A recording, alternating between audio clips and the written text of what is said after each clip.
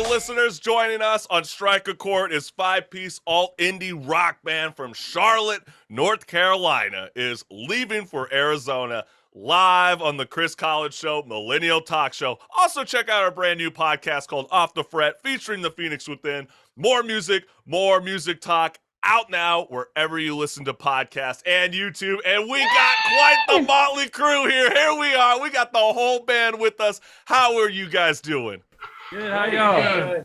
Hey, we're doing good. I know you guys are some big ass dudes. I just have to admit, okay? And I'd like to see Will Smith try to walk up on stage. And a beautiful female too. Let's not forget our awesome drummer in that middle, right? Right in that middle. Hey, Marissa, you just ruined my whole punch joke I was trying to get at. I was trying to be like, I'd like to see Will Smith try to get up on stage and try to smack one of these boys. Because I know for a fact that Aubrey, she's clearly the drummer in the band, because I'd bet money that she keeps both of you guys in check. All of you guys, or rhythm, I'm assuming. Is that right, Aubrey? Yeah, pretty much. Yeah, I try to keep them in check. But I still got big boy energy. Don't get it. Oh, yeah. That I can tell. You see those guns. Yeah, that's guys, right. I think all the boys can understand that, because you are behind them. You are on the kit. And any of those guys act up, you got a drumstick coming your way, okay?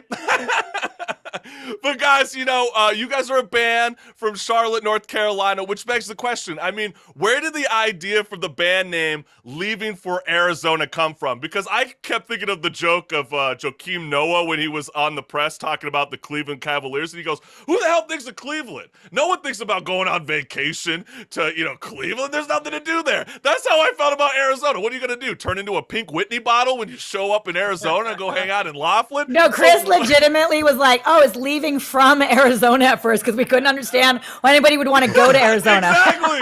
So I want to know from you guys, where did the band's name come from?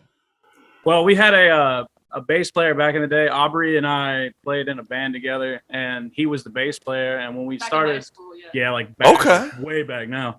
When we started playing music again, he was like, "Yeah, I'll play bass for y'all." And then he ended up moving to Arizona to be with his girl, and so he's still kind of like this hidden sixth member of the band on a level? In a way. Does he know that that's what your guys' band name's named after him on a level? An homage to him, yeah. That's sort of interesting. Okay, now that all makes sense. But do you guys even plan on going to Arizona anytime soon? Hey, if the cards are on the table, we're there. Hey, let's get it on. I love that response. That is so cool. And you know what? Marissa and I were beyond honored to showcase the world premiere of your brand new single, Number Stations, live on Strike a Chord. And clearly the theme of this track is toxic relationships. So what is Leaving for Arizona trying to embody in this song? Well, it's just kind of like the toxic relationship, and you can take it in however you'd like to. It doesn't have to be romantic. It could also be platonic, but in our sense, it was about a relationship. Let's pick Lance's brains for a moment, because you are the vocalist, and I did pick up a particular line in the track, which is the chorus, and you say, "Stop wishing away those years, enjoy them while you're here. They'll be gone before you know, so hold on and don't let go." So that begs the question for me. It's like, do you think the problem with our generation is that we don't live in the moment enough? Is that what you're trying to encompass? Yeah, a lot of people just especially even I'm sure all of us, when we were younger, it was like, I want to be grown up. I want to be grown up. I want to do this. I want to do this. And you just kind of wish your life away. And then when you're older, you realize you didn't actually enjoy any of the time you had. You were just wishing you were older so you could do more stuff.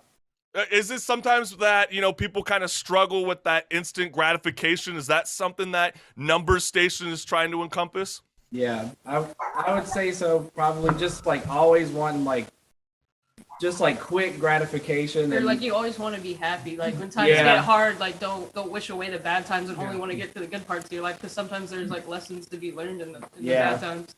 I think that is so true, and I think that's such a powerful message. And you know what? We are beyond thankful that we even get to have the world premiere of Leaving for Arizona's brand new single, by the way, that's going to be dropping on all streaming platforms on April 29th. But you guys are in for a treat. You get to hear it first right now on the Chris Collins Show. This is Number Stations live on the Chris Collins Show.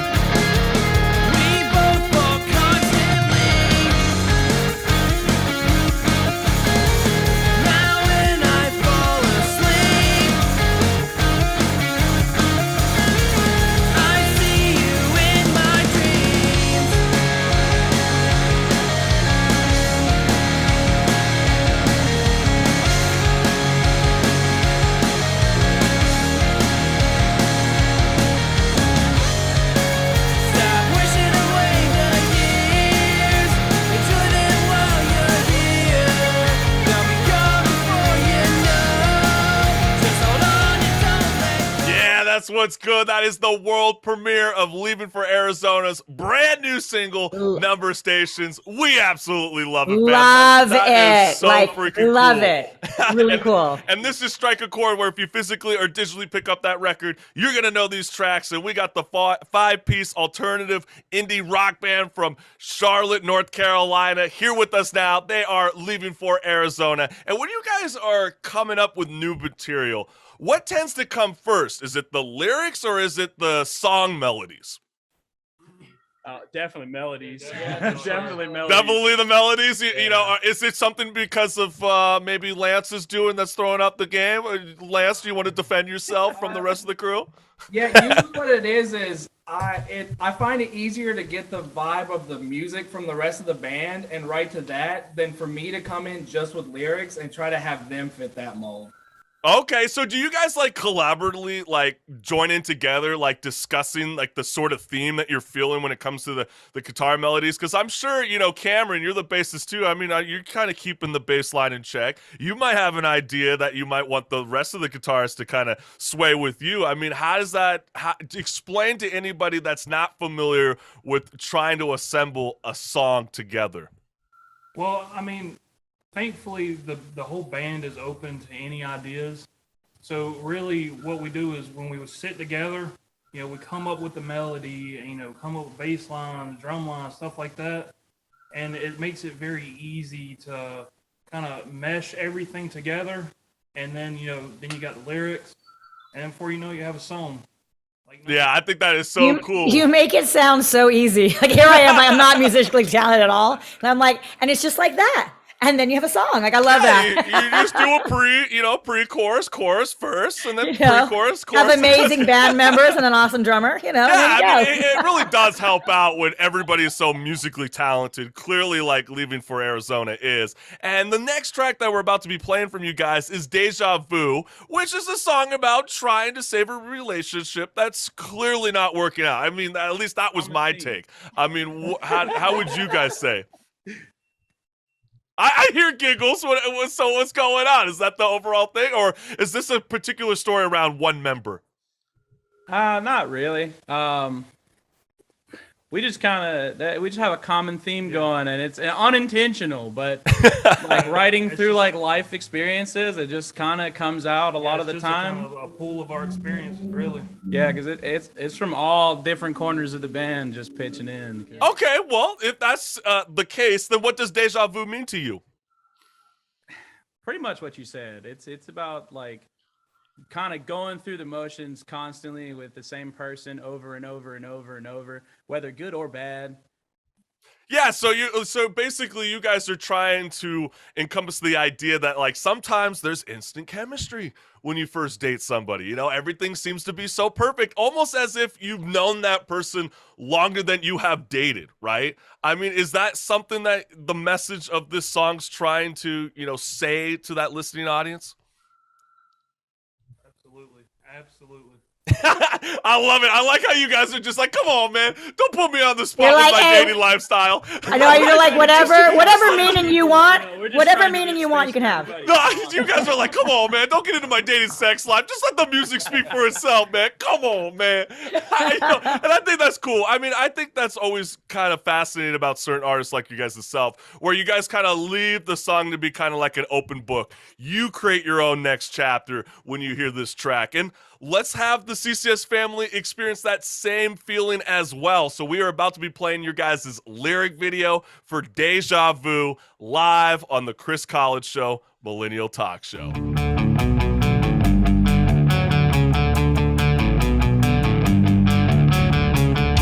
It's 3 a.m.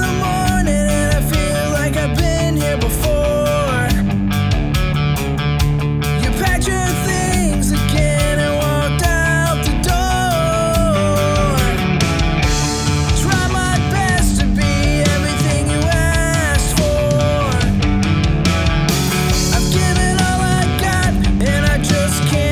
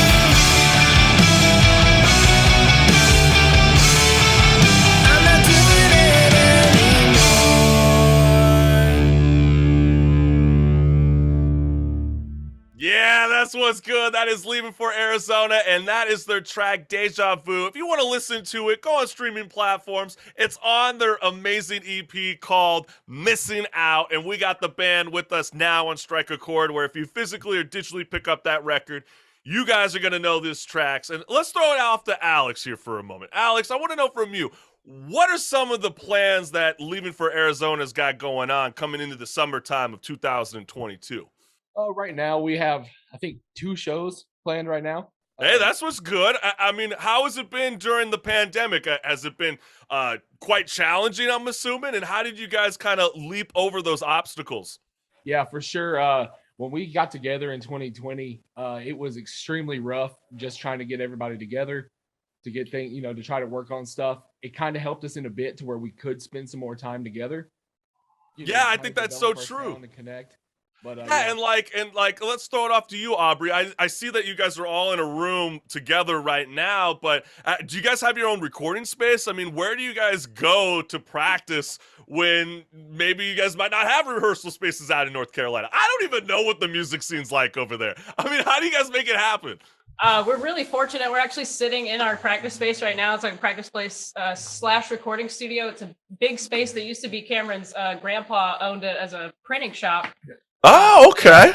We've kind of just over the past year or so, we just moved in here last February, but just trying to get all our instruments set up, all the gear. We just recently bought a vocal booth, just trying to just have a better like recording quality and everything. And so, yeah, we're just really fortunate to have a good space because some people are recording in like storage spaces and things or somebody's basement or. Yeah, I mean, people Have you thought about once you get it all set up, renting that space out, since so many people in your area are kind of struggling with getting one, and not making it too expensive maybe, but making that extra few little dollars? I'll chime in on this one. We haven't really thought about maybe renting it out, but we have thought about maybe trying to do some collaborations with other artists in the area.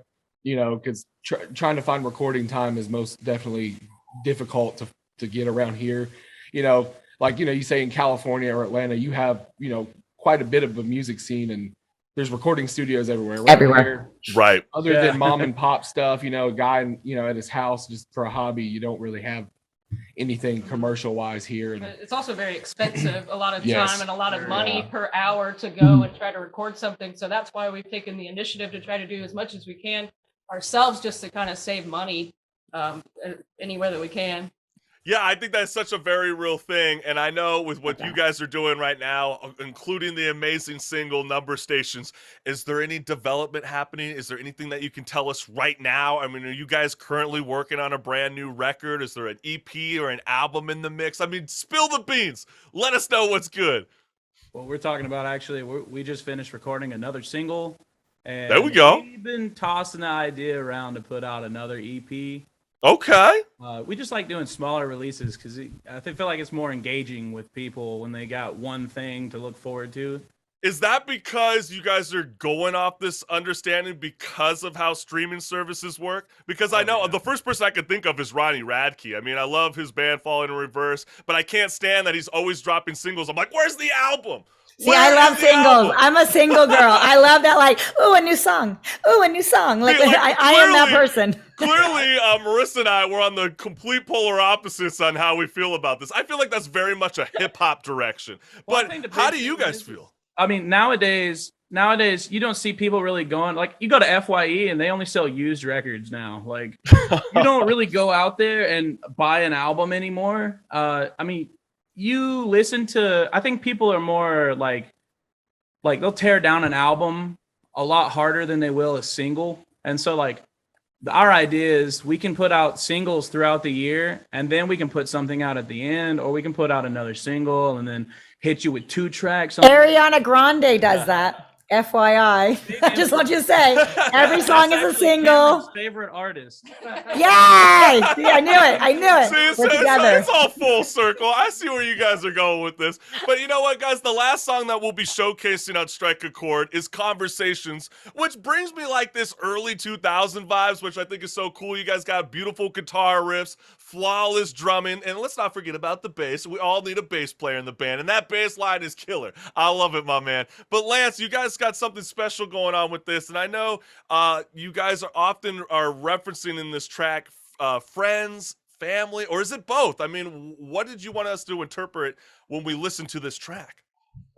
So I'll chime in on it, but I'll let them afterwards because this is actually a song they had written before I joined the band. So it has two drastically different meanings. Like to me, when I think about it a lot, I incorporate like performing live, like the fear of like not wanting to fail there is how I took the lyrics whenever they just had me like sing it because it was written before I joined. But I know it has like a completely different message to them. Yeah, so let's hear the rest of the band's thoughts. That's okay. I like that. In high school, when Aubrey and I were in a band together, I actually wrote the riff. It had to be 2010, something like that. Okay, like 2010. And we just kind of carried it over. It was one of the first like riffs I ever like wrote that was mine. And when we started writing lyrics for it, the idea kind of still stemmed from where the band name came from, where my buddy Prince was moving to Arizona and he was leaving behind his entire family and all of his friends. And so like the whole like standing on my own now, you know, and everybody's looking at me, it's because he was on his own when he went out to Arizona. And that's kind of like what it meant to me. But that was the big thing, is we try to like allow the listener to develop their own opinion about it. And that was great when Lance came in and he made it his own meaning. But you know what? We can also hear the song, so we have time. No, I think so too, but I just do want to leave it off on this final note. I think that is actually so fascinating, especially since we just talked to our previous guest, Andrea Van Landingham, talking about writer's block and talking about how David Mamet would say, hey, sometimes if you fall into that trap of not knowing what to talk about necessarily, why don't you pick up an old material like you guys did and revisit it, and then it could be something special. Clearly, that's the case for Leaving for Arizona, and we're going to play that track right now on the Chris Collins Show, Millennial Talk Show. This is their lyric video, Conversation. Standing on my own now, and everyone's looking at me. I can feel the eyes piercing, as my heart begins to beat. Time will pass so slowly.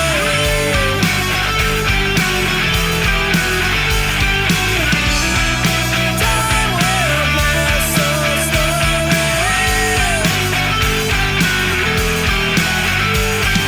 I can hear it whispering as the ground beneath my feet starts shaking, and my knees become weak. Time will pass so slowly.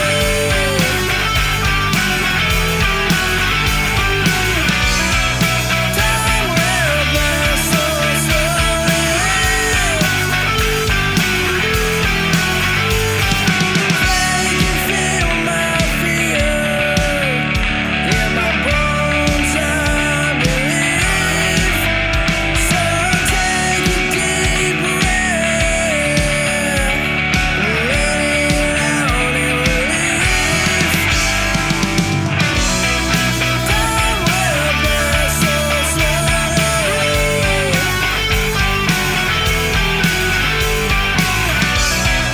Time will pass so